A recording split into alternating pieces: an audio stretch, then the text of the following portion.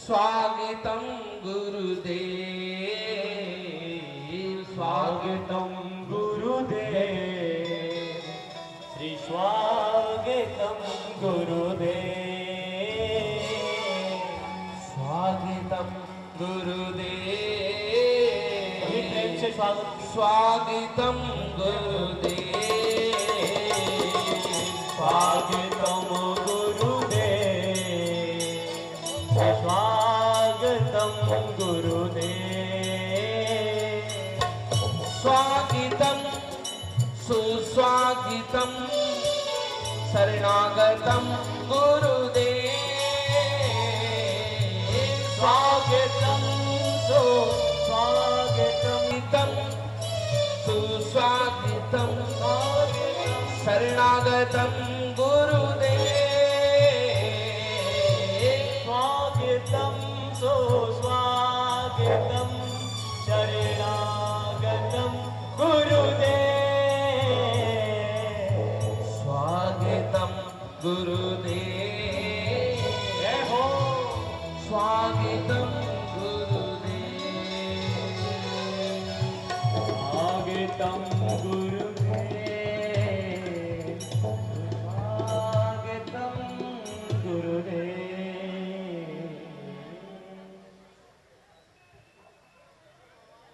पूज्य श्री श्री श्री रितेश्वर जी महाराज के चरणों में कोटि कोटि प्रणाम।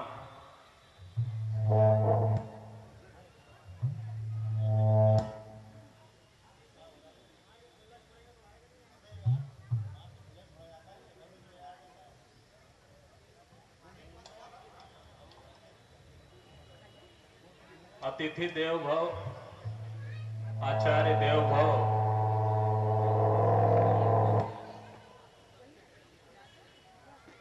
मातृ देव भव, पितृ देव भव, पुनः व्यासपीठ पर आसीत होते ही मैं श्री आनंद धाम सेवा समिति की ओर से और पूरे भक्त प्रेमियों की ओर से आपकी चरणों में समर्पित करता हूं। और सर्वप्रथम मैं आग्रह करता हूं हमारे कोरबा के नगर पालिक निगम के महापौर सम्मान्य जोगेश लांबा जी को आप आए और पूज्य श्री का माल्यार्पण। मैं सुनील पाटले जी से निवेदन करूंगा जो सतनाम सभा के अध्यक्ष हैं, आप भी यहां पर आकर के पूज्य श्री का स्वागत करें। तरुण मिश्रा जी, कामता सिंह जी, आर.एस. भदौरिया साहब, बलदेव सिंह जी,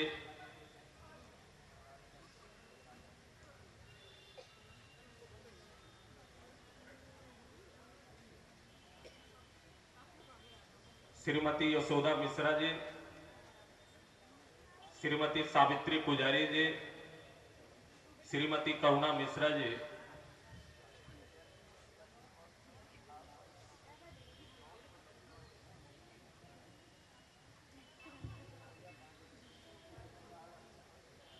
कट है ना गोविंदा, कट कर दो, कट कर दो। पुरुषोत्तम सोनी जी जो कि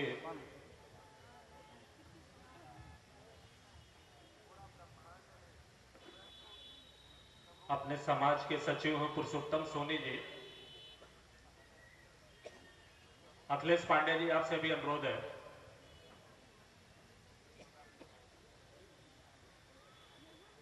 रेशमी अग्रवाल जी,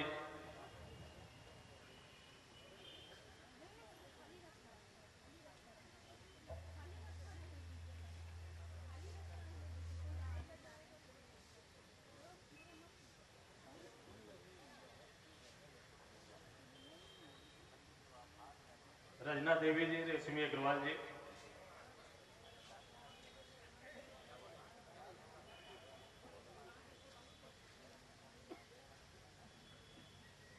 ये बात हर पल सच और हरदम हकीकत होती है। ये बात हर पल सच और हरदम हकीकत होती है कि संत दुनिया की सबसे बड़ी दौलत होती है। एक बार सजदे करके तो देख, संत के चरणों में जन्नत होती है। पूज्य श्री मंच पर व्यासपीठ पर आसीन हो चुके हैं। मैं अपने आप को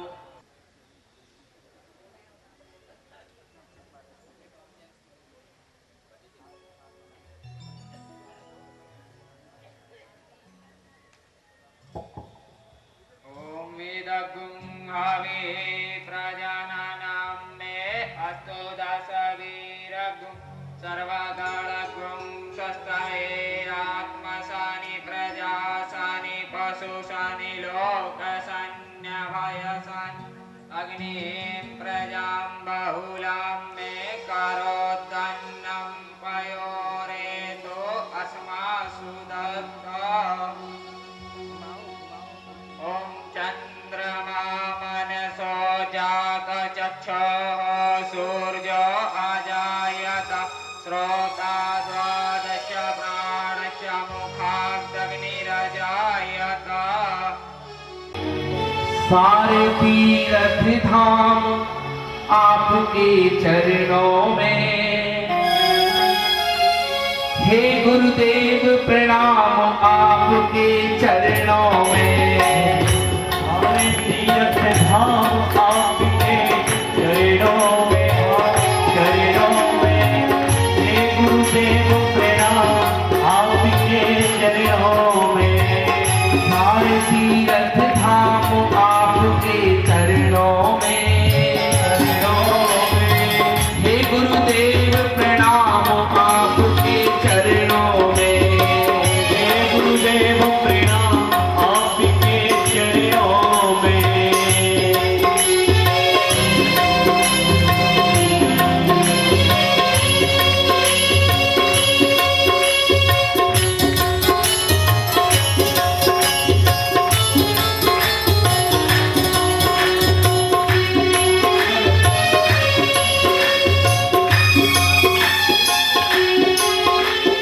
हृदय में माँ गौरी लक्ष्मी कंठ शारदा माता है, कंठ शारदा माता है, कंठ शारदा माता है। जो भी मुख से वचन कहे वो वचन सिद्ध हो जाता है, वचन सिद्ध हो जाता है। हे गुरु ब्रह्मा, हे गुरु विष्णु, हे शंकर भगवान आपके चरणों में, चरणों में। हे गुरुदेव प्रणाम आपके चरणों में। सारे तीर्थ धाम आपके चरणों में, चरणों में। हे गुरुदेव प्रणाम आपके चरणों में।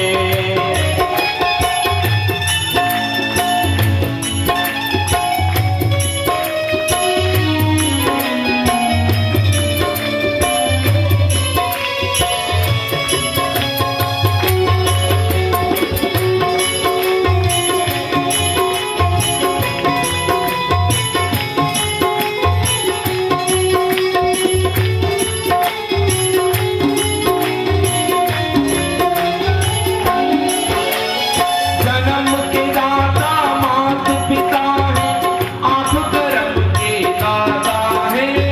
आप कर्म के दाता है, आप कर्म के दाता है। आप मिलाते हैं ईश्वर से, आप ही भाग्य विधाता है। आप ही भाग विधाता है। दुखिया मन के रोगी तन को मिलता है आराम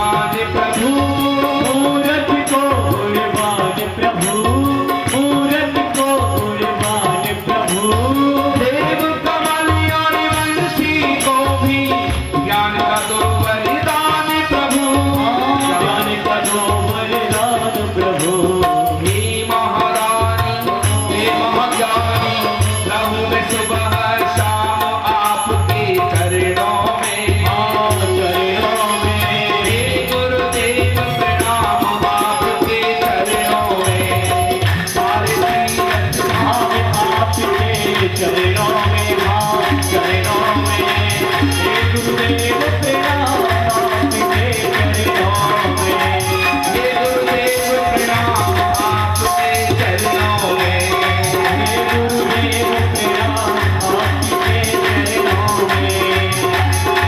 श्री भागवत भगवान की है आरती, पापियों को आप गई है तारती। भागवत भगवान की है आरती, पापियों को आप से है तारती। ये अमर ग्रंथ ये मुक्ति पंथ ये पंचम वेद निराला, नव ज्योति जलाने वाला। ये अमर ग्रंथ ये मुक्ति पंथ ये पंचम वेद निराला, नव ज्योति जलाने वाला।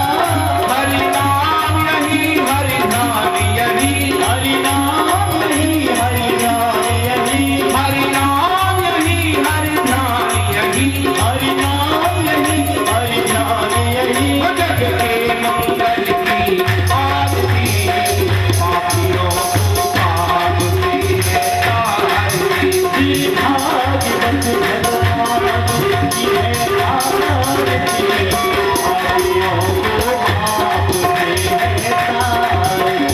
शांति गीत पावन पुनीत, पापों को मिटाने वाला, हर दर्द कराने वाला। शांत गीत पावन पुनीत, पापों को मिटाने वाला, हरि दर्द कराने वाला। शांति गीत पावन पुनीत, पापों को मिटाने वाला, हर दर्द कराने वाला।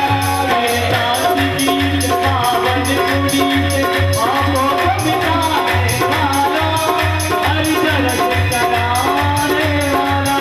ये दुख हरनी है दुख हरनी है, दुख हरनी है दुख हरनी है। मधुसूदन की आरती, पापियों को पाप से है तारती।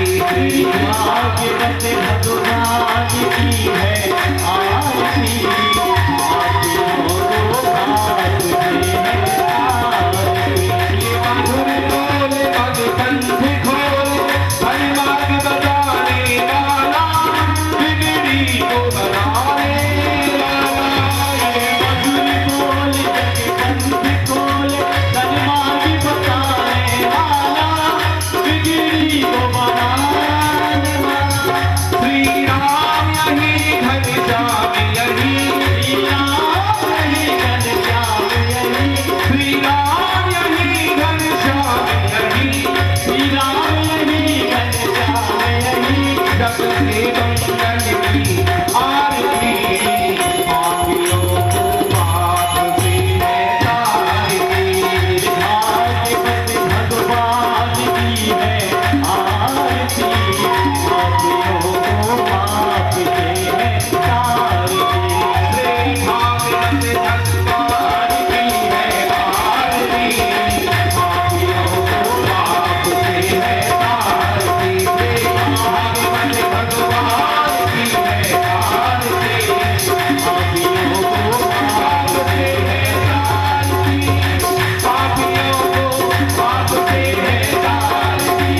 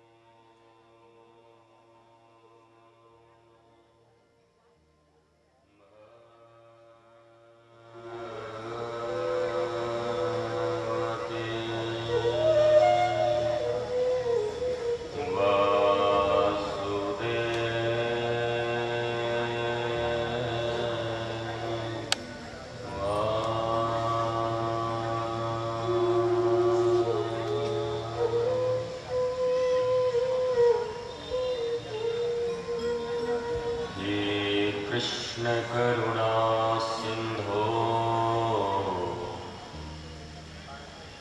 दीनबंधो जगत्पते गोपेश गोपिका कांत राधा कांत नमोस्तुते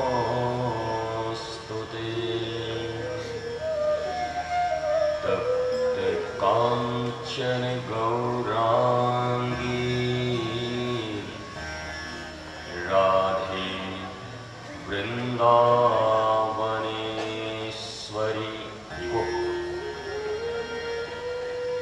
वृषभान सुते देवी प्रणमामि हरिप्रिये वृषभान सुते देवी प्रणमामि हरिप्रिये हे देव हे दयति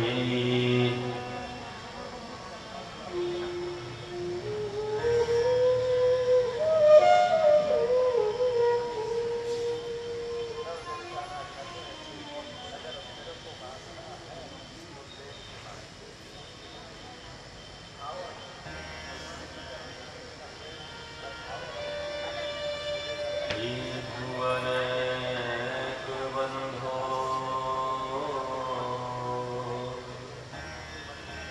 हे कृष्ण हे चपल हे करुणैकसिन्धो हे नाथ हे रमण हे नयनाभिराम हा कलानुभवितासि पदं दृशोरुन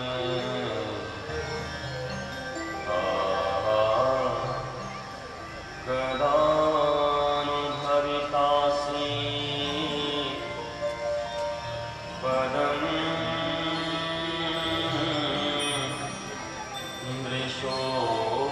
दृशोरुन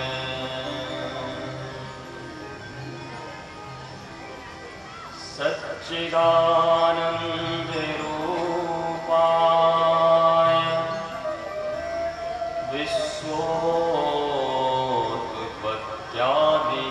विश्वोत्पत्त्यादिहेतवे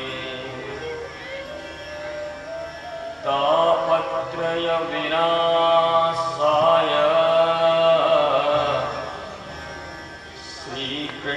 श्रीकृष्णाय वयं नमः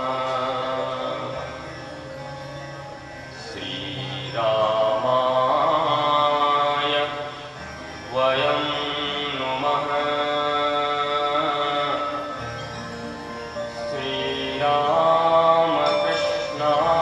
श्रीरामकृष्णाय वयं नमः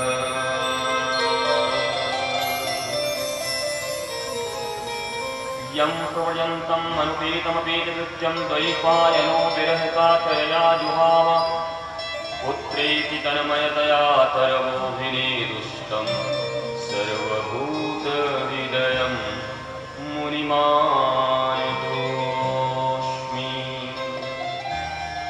तं सर्वभूतहृदयं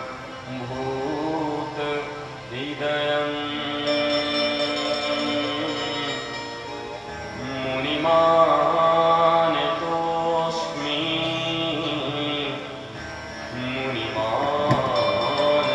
मुनिमानतोऽस्मि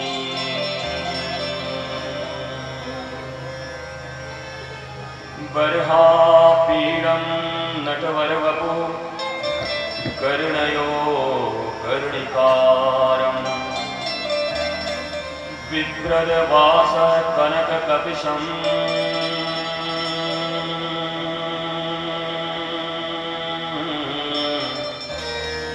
बिभ्रदवास कनककपिशम् वैजयन्तीं च माला रन्ध्रान् वेणुरधरसुधया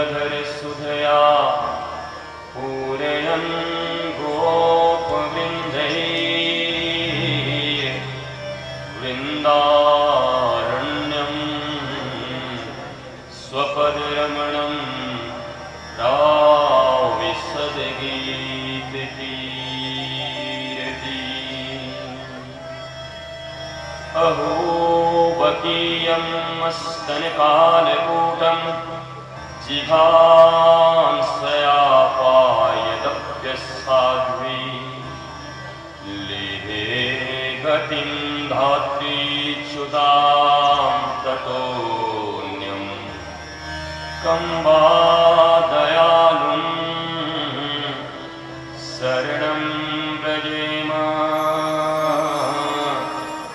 कं वा दयालुं शरणं व्रजेम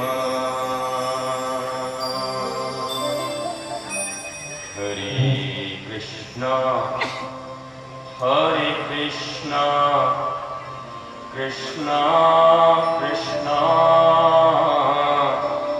हरे हरे हरे राम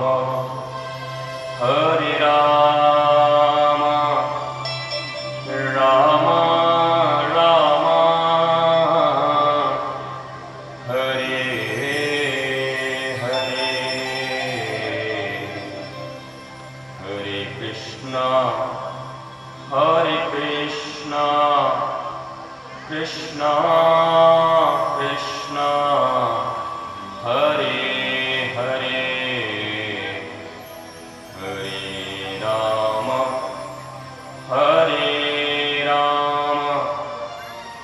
राम राम हरे हरे हरे हरे बंदौ राधा के परम पावन पद अरविंद जिनको मृदु मकरंद को नित चाहत श्याम मिलिंद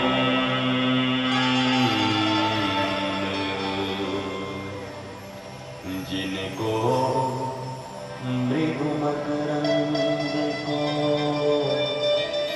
नित चाहत श्याम श्याम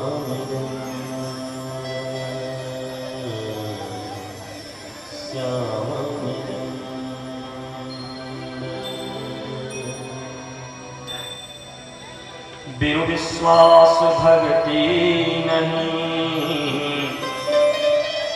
तेहि बिन द्रवहीन राम कृपा बिन सपने हो जीवन लह विश्राम राम राम राम राम राम राम राम राम कृपा बिनु सपने हो जीवन लह विश्राम ओ राधा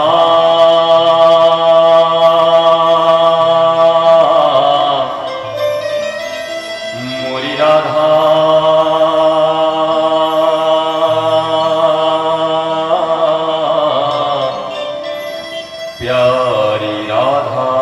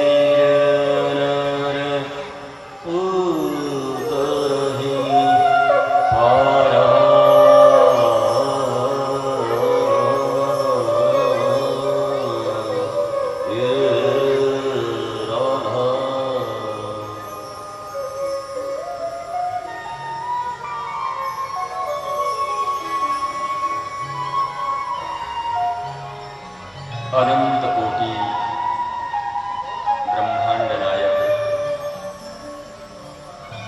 परात्पर परब्रह्म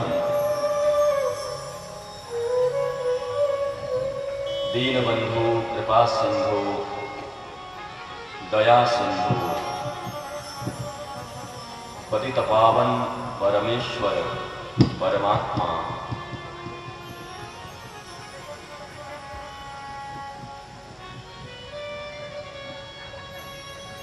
नंद नंदन यशोदा नंदन देवकी नंदन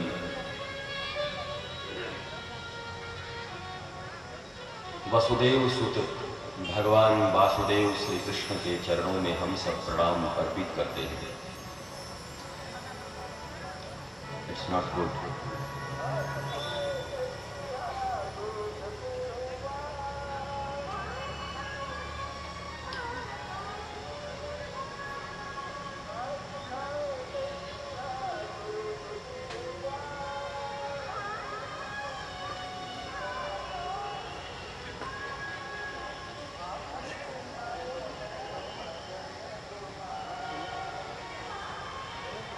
रस रासेश्वरी सर्वेश्वरी मातेश्वरी पूर्णेश्वरी कृष्ण प्राणाधिका कृष्ण प्राणात्मिका कृष्ण आराधिका।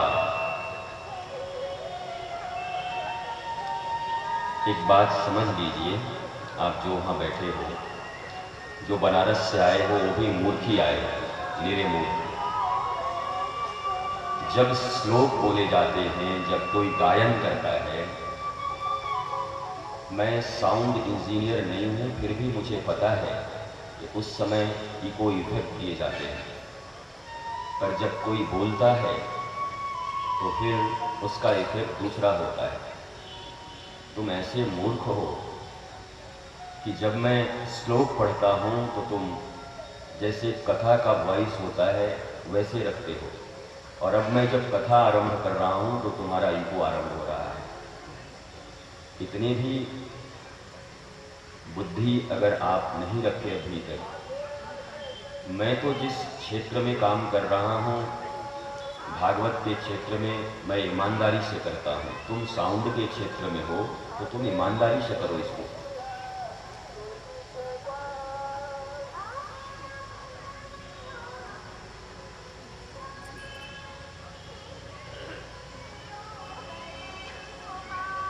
मैं यहाँ जो आपको देने आया हूँ, आप जैसा जैसा मुझे प्रोवाइड कराओगे मैं दे पाऊँगा। ये आपका दुर्भाग्य है कि आपने 2 दिन खराब कर लिए, बचा 5 दिन 6 दिन, वो आगे देखना आप। उस रस रासेश्वरी श्री राधा के चरणों में हम सब प्रणाम निवेदित करते हैं। अखिल रससार सिंधु विग्रह भगवान नंद नंदन की असीम कृपा से कोरबा के इस पवित्र प्रांगण में, जिसे ओपन थिएटर और घंटाघर मैदान कहा जाता है, श्री आनंदम धाम सत्संग समिति कोरबा उनके अनंत प्रयास से श्रीमद्भागवत सप्ताह ज्ञान यज्ञ का यहाँ पर दिव्य आयोजन हो रहा है। आपने कई महीनों तक इसके लिए प्रयत्न किया है, और आज उस प्रयत्न के फलस्वरूप इस नगर के सम्मानित नागरिक, दीनहीन दुखी वर्ग संप्रदाय से ऊपर उठकर मानव मात्र अपने जीवन की समस्याओं से मुक्त होने के लिए इस प्रांगण में उपस्थित हुआ है। श्रीमद् भागवत का दिव्य अर्थ यही है कि इन 7 दिनों के भीतर तुम्हारे जीवन में गुणात्मक परिवर्तन हो जाए। तुम जैसे यहां पर आए हो, जब यहां से वापस जाने लगो तो तुम्हारे जीवन का दृष्टिकोण बदला हुआ हो। तुम्हारा जो जीने का ढंग है, रंग है, संग है, वो सब बदल जाए। क्योंकि ये निश्चित है कि तुम्हारे रंग, ढंग और संग ठीक नहीं है। अगर जीवन के रंग, ढंग और संग ठीक हो तो व्यक्ति के जीवन में कभी कोई ताप, संताप नहीं आ सकता। मेरे इस बात को अच्छे से याद करना कि मैंने कहा है कि ताप नहीं आएगा। दुख के विषय में मैंने नहीं कहा। दुख नहीं आएगा ऐसा मैंने नहीं कहा। और इसको फिर आगे मैं एक्सप्लेन करूंगा, इसका विश्लेषण करूंगा कि ताप और दुख में क्या अंतर होता है। हम में से 90% लोग ये जानते ही नहीं कि दुख क्या है और ताप क्या है। हम में से 99% लोग इस विश्व में दुख से छुटकारा पाने का चेष्टा करते हैं और ये निहायत मूर्खता की बात है। भागवत के इस श्रेष्ठ मंच से मैं ये बात कह रहा हूं कि दुखों से निवृत्ति पाने की जो अभिलाषा तुम्हारी है वो मूढ़ता के सिवा और कुछ नहीं है। श्रीमद् भागवत का जब महात्म की कथा आरंभ होगी आज, तो मैं इस बात को विस्तार पूर्वक तुमको बताऊंगा कि मैंने ये बात प्रारंभ में क्यों उठाई। देखो, इस दुनिया में बहुत सी चीजें तुम अपने धन बल से पाते हो, बाहुबल से पाते हो, जन बल से पाते हो, यश बल से पाते हो, तपोबल से पाते हो, मनोबल से पाते हो। पर श्रीमद् भागवत और सत्संग और हरि कथा किसी भी व्यक्ति के धनबल, जनबल, यशोबल, आत्मबल, मनोबल, तपोबल, ये इसका परिणाम नहीं है। इन बलों में इतना बल नहीं कि वो तुमको श्री गोविंद के चरणारविंद में बिठाकर और श्री राधा रस सुधा निधि का अमृत पान करवा सके। बल्कि इस दुनिया में जब गोविंद का ये कथामृत तुमको मिलता है तो ना तो तुम्हारे जनबल, धनबल, यशोबल, तपोबल, मनोबल, आत्मबल के कारण ये मिलता है, बल्कि ये मिलता है तो केवल और केवल श्री राधा के कृपा बल से मिलता है। और यहां बैठे हुए हम सब लोगों के ऊपर श्री राधा की कृपा हुई है। उन पूर्णेश्वरी, मातेश्वरी, सर्वेश्वरी, कृष्णेश्वरी, कृष्ण आराधिका, कृष्ण प्राणाधिका, कृष्ण प्राणात्मिका, उस रस रासेश्वरी और Raseshwari. There are difference between Raseshwari and Raseshwari. I will tell you later. Raseshwari अलग है और रासेश्वरी अलग है। वो हमारी तो जो ज्ञान की सीमा है, आज हमारे इंफॉर्मेशन की सीमा है, वो कुछ शब्दों तक सीमित है और हम उन्हीं शब्दों के साथ खेलते रहते हैं, उन भाषाओं के साथ खेलते रहते हैं, अपनी विद्वता का डंका चारों तरफ बजाते चलते हैं। पर कल भी मैंने तुम्हें एक इशारा किया था कि विद्वान उसे नहीं कहते जो बहुत से भाषाओं का ज्ञाता है। विद्वान उसे भी नहीं कहते जो इस दुनिया के हर एक इंफॉर्मेशन को रखता हो तो कंप्यूटर ही रख लेता है। तुम कौन सी खेत की मूली, इंटरनेट का एक बटन दबाओ, आइंस्टीन लिखो, उसके बाप दादा परदादा, उसके कितने भाई बहन थे, उसने आज तक क्या किया, वो सब आ जाएगा। बराक ओबामा से कभी तुम मिले नहीं, लेकिन बराक ओबामा लिख करके डालो गूगल पे और मारो सर्च, उसके बाद उनके खानदान की सारी कहानी तुम्हारे पास आ जाएगी। It's just an information, not knowledge. और इस दुनिया में इंफॉर्मेशन को लेकर के जिया जा सकता है, पर दुख और ताप के साथ। अगर तुम ये चाहते हो कि तुम्हारे जीवन में मस्ती आ जाए, तुम्हारे जीवन में आनंद आ जाए, तुम आनंद पूर्वक जीवन को जी सको, तो इंफॉर्मेशन काफी नहीं है। ये कुछ बना और बिगाड़ नहीं सकते। तुम्हें नॉलेज चाहिए, नॉलेज, ज्ञान। और ज्ञान कल मैंने विस्तार पूर्वक तुम्हें बताया था कि दूसरों को जान लेना अथवा ईश्वर को भी जान लेना ज्ञान नहीं है।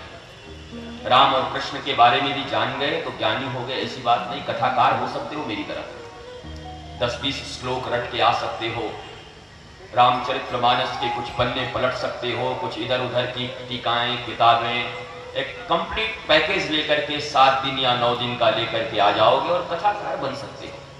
कथाकार बनना कोई बड़ी बात नहीं, तुम में से कोई भी आकर के यहां कथा कर सकता है। लेकिन कथाकार होने का मतलब यह नहीं कि तुम ज्ञानी हो। वरना मैं अक्सर कहा करता हूं कि एक तरफ तो राम और भरत जो दोनों सौतेरे भाई हैं, उनकी कथाएं सुनाते हैं। ये अयोध्या की गद्दी फुटबॉल बन गई, राम भरत की ओर मारते हैं और भरत राम की ओर मारते हैं। लेकिन अपने ही घरों में अपने सहोदर भाइयों से, एक ही मां के पेट से पैदा हुए बच्चे, और एक एक इंच जमीन के लिए मुकदमे पर मुकदमे लड़ रहे। तो वैसे कथाकार बनके भी क्या करोगे? राम और भरत के चरित्र को सुनाते सुनाते तो तुम्हारे आंखों में आंसू आ जाते हैं।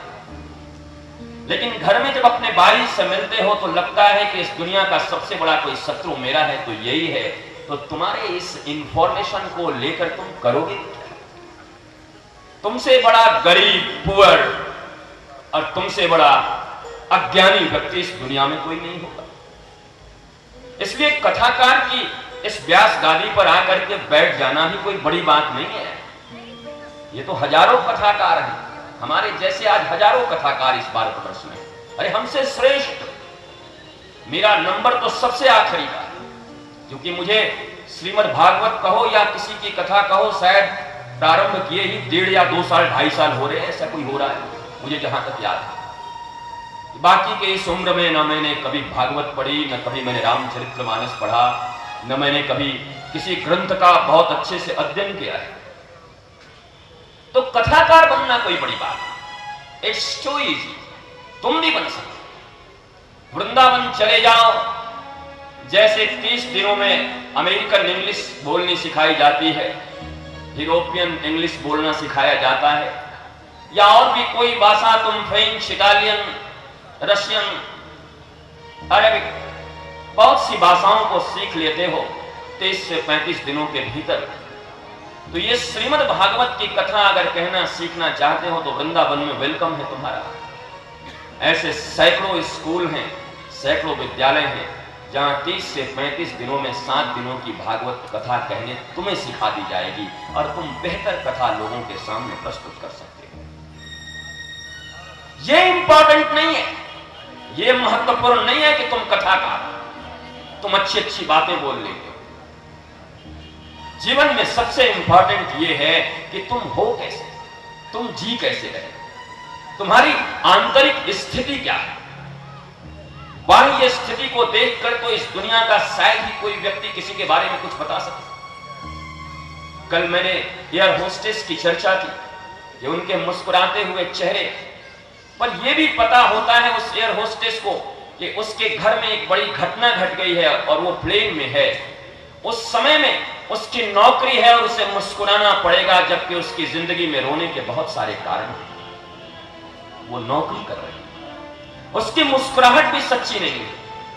ये तो एयर होस्टेस का मैंने एक उदाहरण लिया है। इस दुनिया में सारे एयर होस्टेस ही बैठे हुए हैं। क्या गम है जो तुम छिपा रहे हो, क्यों तुम इतना मुस्कुरा रहे हो? हमारी हर मुस्कुराहट के पीछे न जाने अनगिनत दर्द छिपे हुए होते हैं। हम लोगों से मिलते हैं, बातें करते हैं, कहते कुछ हैं, सोचते कुछ हैं और करते कुछ हैं। व्यक्ति के मनसा, वाचा और कर्मणा में इतना अंतर है।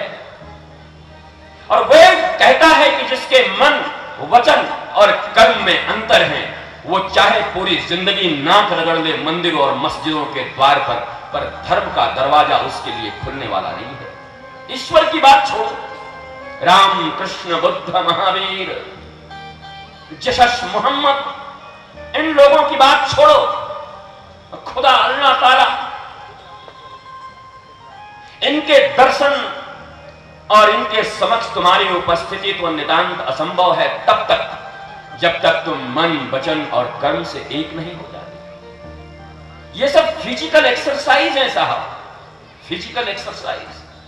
अरे अगर तुम्हारे फिजिकल एक्सरसाइज करने से, तुम्हारे आरती के घंटे उठा करके और थोड़ी चला देने और लगा देने से भगवान मिल जाते, तो भला हो उस राजस्थानी नृत्यांगना का जो एक साथ 25-25 दीपक थाली लेकर के माथे पर, हाथ पर, पांव पर, जंगा पर और वैसे नृत्य करती है। राजस्थान में जाकर के कभी देखना, इतने दीपक एक साथ जला करके और भगवान को दिखाती है, तो पहले भगवान उसको मिलना चाहिए। और तुम्हारे अगर इन शारीरिक प्रक्रियाओं से भगवान का मिलने का कोई वास्ता होता तो जिम्नास्ट और जोकर को पहले मिलने चाहिए थी कि उससे बड़ा योगी कोई नहीं होता। अपने शरीर को तोड़ मड़ोड़ के पता नहीं कितनी गुठलियां बना देता है, कितने राउंड हो जाते हैं। धर्म के क्षेत्र में तुम्हारे शारीरिक क्रियाओं का बहुत ज्यादा महत्व नहीं है, ये एक प्रतीक मात्र है।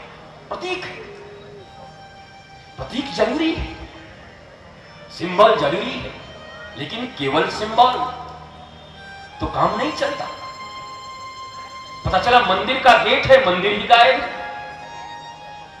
इंसान की शकल है पर भीतर जानवर बैठा हुआ है। शकल तो इंसान की है, सूरत भी इंसान का दिया भगवान ने। मैं अपनी कई कथाओं में कहा करता हूं कि आज कितने दुर्भाग्य की बात है कि इस दुनिया में किसी पशु को नहीं कहा जाता कि तुम पशु की तरह व्यवहार करो। किसी ने कभी किसी गधे को कहा कि गधा हो गधे की तरह रहो, बैल हो बैल की तरह रहो, सुअर हो सुअर की तरह रहो, पंछी हो पंछी की तरह रहो, बंदर हो बंदर की तरह रहो। आज तक किसी ने पशु को यह नहीं कहा कि पशु हो और पशु की तरह रहो। पर कितने शर्म की बात है कि हम इंसान हैं और हमें रोज ही हमारे माता पिता, भाई बहन, आचार्य, गुरु सबके सब कहते हैं कि आदमी हो और आदमी की तरह जियो। यह कितनी शर्मनाक बात है। एक पशु को नहीं कहा जाता तुम पशु की तरह जियो, क्योंकि वो अपने रोल में फिट है। वो पशु बन के आया है और पशु की तरह ही जी रहा है। पर दुर्भाग्य है हमारा, शरीर मानव का, आंखें, कान, चमड़े, कपड़े सब मानव के, पर विचार पशु का। गधे से भी हीन, उस हिंसक सिंह से भी हीन, उस भेड़िए से भी ज्यादा चतुर मांस कहां से ले आए? उस कबूतर से भी ज्यादा गंदी आंखें कहां किस कबूतरी को देखें? उस चील से भी ज्यादा और गीद से भी ज्यादा उनकी आंखें तो बड़ी तेज होती हैं। मैंने सुना है गीद 80 माइल्स तक देख सकता है, दैट मीन्स 120 किलोमीटर। 120 किलोमीटर तक गिद्ध की दृष्टि जाती है। वाह, कमाल है साहब। हम 12 मीटर में आज चश्मे लगाने पड़ रहे हैं हमको। 12 मीटर देखना हो तो दूर की दृष्टि लगानी पड़ रही है। क्या है? थोड़ा आंख कमजोर है। उसकी दृष्टि उतनी तीव्र है पर देखती क्या है? वो चील और गीद है। ऊंचाई पर उड़ती है पर खोजती है कहां सड़ा हुआ मांस है, कहां कोई सांप जा रहा है उसको उठा के ले जाओ, कोई मरा हुआ चूहा गिरा है तो उसको उठा लो। तुम्हारी दृष्टि कितनी तेज है, कितनी दूर तक देखते हो, इससे कोई फर्क नहीं पड़ता तुम देखते क्या हो। It's more important what's your process, it's not important what is your motive, it's more important. तुम्हारे प्रोसेस क्या है? ऐसे प्रणाम करते हो कि ऐसे वो खड़े होकर के मस्जिद में तुम ये करते हो, या तुम गुरु ग्रंथ साहब को पलटते हो, या तुम माथे पर कुछ बांधते हो, या तुम चोटी मेरी तरह बांधते हो, या तुम बेलमुंड होते हो, तुम्हारे पास कुछ नहीं। ये सब कोई फर्क नहीं, ये प्रतीक मात्र है। अच्छी बात है कि तुम जिस सम्यक जगह से आए हो, जिस गुरु के द्वारा आए हो, अगर उनके नियमों का पालन करते हो, दैट्स वेरी नाइस, अच्छी बात है। पर ये महत्वपूर्ण नहीं है, इससे बात नहीं बनने वाली। इससे बात बनती तो आज भारत देश की बात बन गई होती। इस भारत देश में जितने आश्रम हैं, इस भारत देश में जितने संत हैं, इस भारत देश में जितने गुरु हैं, इस भारत देश में जितनी कथाएं होती हैं, शायद ही किसी देश में होता, शायद ही इतना धर्म प्राण कोई कंट्री हो। आज गली गली में रामायण और भागवत की कथाएं हो रही हैं। अभी यहां बैठा हूं, देखो उधर से भी भजन आ रहा है, कभी राम बन के, कभी श्याम बन के, और वो छोटी छोटी गैया। आज तो लगता ही नहीं कि कलयुग है। कलयुग लेकर के बदनाम करते हैं लोग, लेकिन जब चारों तरफ का वातावरण देखो तो लगता है सतयुग भी लज्जा खा जाए, क्योंकि सतयुग में भी हिरण्याक्ष था साहब, वो बड़ा उत्पात मचाया था। हिरण्याक्ष के राज में नारायण कहना मुश्किल था, हिरण्यकश्यपु के राज्य में नारायण कहना मुश्किल था। आज कम से कम भारत देश में नारायण कहना तो मुश्किल नहीं है। ये तो कह नहीं रहे, वो उस युग की बात है, तब वो स्थिति थी। और रामायण काल की बात करो, अरे अगर 2-4-10 बंदरों को छोड़ दो तो कोई राम कहता तो रावण उसके सर कलम कर देता। आज जितने आराम से नवधा रामायण, नवाह परायण गलियों गलियों में हो रहा है, राम के युग में भी इतना सहज नहीं था। आज कृष्ण का नाम लेना जितना इजी है इस इंडिया में, इस भारत में, कृष्ण के राज्य में भी इतना इजी नहीं था, क्योंकि तब भी दंतवक्त्र, शिशुपाल, पौंड्रक, रुक्मिणी, जरासंध, ऐसे ऐसे पौंड्रक विशाल दानव जो कृष्ण का नाम लेते ही सर कलम कर देते थे, चाहे अपने पिता हो, माता हो या कोई भी हो, वो एवर मेरी। इसलिए इस बात को मत कहना कि कलयुग है गुरुजी, यहां बड़ी मुश्किल है। कलयुग में कैसे भगवान मिलेंगे, कलयुग में कैसे पूजा होगी।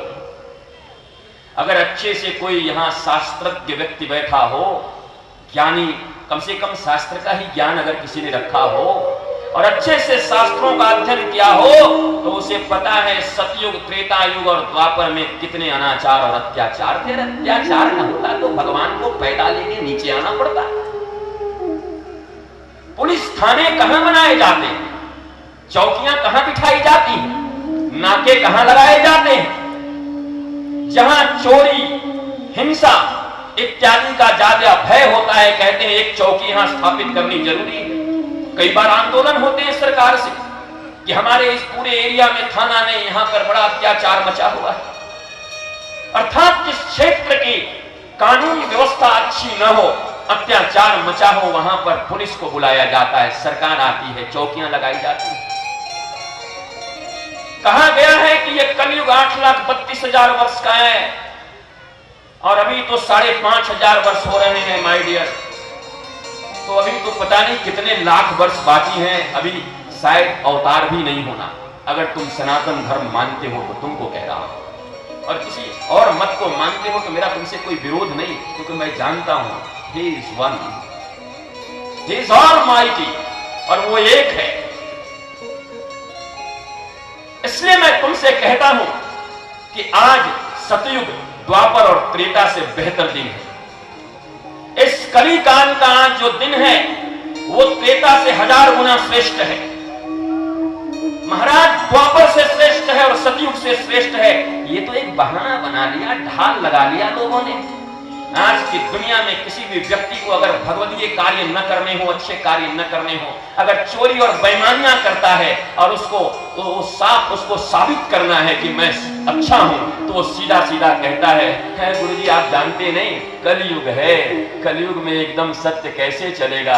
गुरुजी आप जानते नहीं, जहां कोई, मैं गृहस्थी हूं, आप लोग तो बाबा जी हैं, आप लोगों का चलेगा, गृहस्थी में ये सब नहीं चलता। मुझे आज तक समझ में नहीं आया। ये दुनिया का पहला गृहस्थी ऐसा पैदा हुआ है कि इसके पहले भी गृहस्थ लोग आए थे। मैंने सुना है तुलसीदास गृहस्थ है, मैंने सुना है कबीरदास गृहस्थ है, मैंने सुना है रैदास गृहस्थ हैं, मैंने सुना है ये तुकाराम, एकनाथ, सहजोबाई, रत्नावती, मीरा, ये जितने भी हैं, सखुबाई, ये सारे के सारे जितने भक्त हुए, गृहस्थ भक्त, उन सबकी पत्नियां और बच्चे थे। सबके 2-2 बेटी, 1 बेटे, किसी के 4 बेटे। वल्लभाचार्य महाप्रभु 7-7 बेटे। चैतन्य महाप्रभु, उनका 2-2 विवाह। मुझे ये पता नहीं चलता कि ये कौन सा ढाल उठाया है तुम लोगों ने आज। तुम्हें जब कोई सत्य, न्याय और धर्म की बात कही जाए तो तुम सीधा सीधा कहते हो मैं गृहस्थ हूं, दुनिया के अकेले गृहस्थ हो।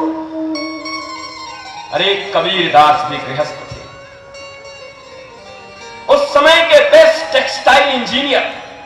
आज तो कोई इंजीनियर बन जाए, किसी का बेटा IITian हो जाए, तो उसके बाद वो बेटा भी गया और वो भी गया, IIT से आया, ओ लगता है दूसरा जन्म लेके आया। नाक मुंह इसके बदल गए, विचार बदल गए। और कल ही सुना रहा था तुमको कि फिरोजाबाद में डॉक्टर ने अपनी 9 वर्षीय बेटी को गोली मार दी और फिर स्वयं को गोली मार दी। डॉक्टर ने MBBS 4 साल लगते हैं पढ़ने में। बहुत सारे डॉक्टर्स बच्चे मेरे बच्चे हैं, मुझे प्यार करते हैं इस देश में। बहुत सारे जो MBBS पढ़ते हैं देश के विभिन्न कोनों में, और मुझसे बातें करते हैं व्हाट्सएप पे, और उनका एग्जामिनेशन होता है तो रोने लगते हैं। It's too hard, I can't do this.